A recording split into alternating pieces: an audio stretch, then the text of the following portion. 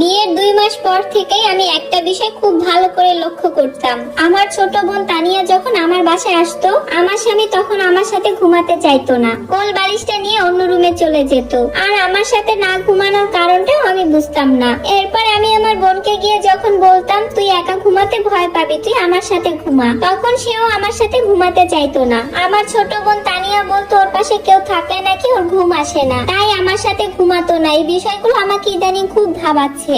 আমার স্বামী আজকে অফিস থেকে অনেক আগেই চলে এসেছে, অথচ অন্যদিন রাত 8টার আগে কখনোই তাকে আমি বাড়ি ফিরতে দেখিনি। রাতে খাবারের সময় যখন আমি আমার স্বামীকে বললাম আমি কিন্তু রাতে একা ঘুমাতে পারবো না, আমার একা ঘুমাতে ভয় লাগে, তুমি না হয় তানিয়া যে কোনো একজনকে আমার সাথে ঘুমাতে হবে। তখন আমার স্বামীর মুখটা, আমার বোনের মুখটা কেমন যেন কালো হয়ে গেল। তখন আর আমার বুঝতে কিছু বাকি রইলো না। সত্যি যদি এই সন্দেহটা আমার ঠিক হয় তাহলে আমার হয়তো আর বেঁচে থাকা হবে না। যাদেরকে আমি এত ভালোবেসে বেঁচে আছি তারাই যদি আমাকে ধোঁকা দেয় তাহলে হয়তো হতভাগা মানুষ পৃথিবীতে আমার চেয়ে আর কেউ হবে না। এসব ভাবনার মাঝে আমার ছোট বোন আমাকে বলল, আপা তুই ভাত খেয়ে নে, আজকে আমি তোর সাথেই ঘুমাবো। আমি আর কিছু বললাম না, খেতে লাগলাম। রাতের বেলা আমার বোন আমার সাথেই ঘুমালো আর আমার স্বামী অন্য রুমে ঘুমালো। তবুও আমার মনে শুধু একটা ভয়ই কাজ করছে, আমার ধারণাটা যদি সত্যিই হয়ে যায়। তাই তো ঘুমানোর 1 ঘন্টা পরে আমি চমকে উঠে যাই একদম। পাশে আমার বোন নেই। যখন আমার বোনকে বিছানায় দেখলাম না, তখন বুকের ভিতরটা কেমন জানি করে উঠলো। আমার সন্দেহটাই তাহলে ঠিক হলো। তাই আমি বিছানা থেকে আস্তে আস্তে উঠে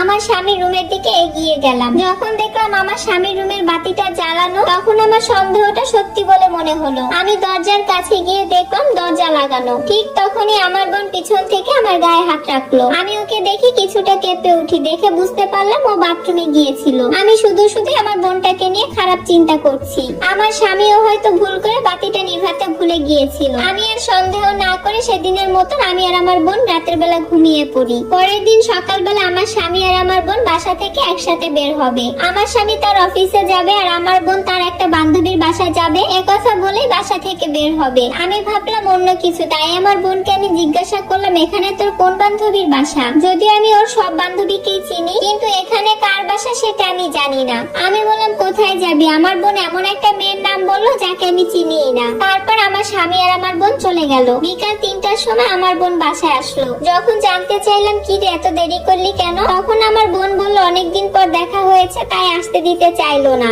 জোর করে চলে এসেছি। আমি ওর বেশি কিছু জিজ্ঞাসা করলাম না। এরপর আমি গিয়ে আমার বোনের জন্য খাবার রেডি করছিলাম ডাইনিং টেবিলে। কিছু সময় পর দেখলাম আমার বোন গোসল করার জন্য ওয়াশরুমে গেল। যেই মেয়েটা অলসতার কারণে 2-3 দিন পর্যন্ত গোসলই করতো না, সেই মেয়েটা বান্ধবীর বাসা থেকে আসতে আবার গোসল করছে।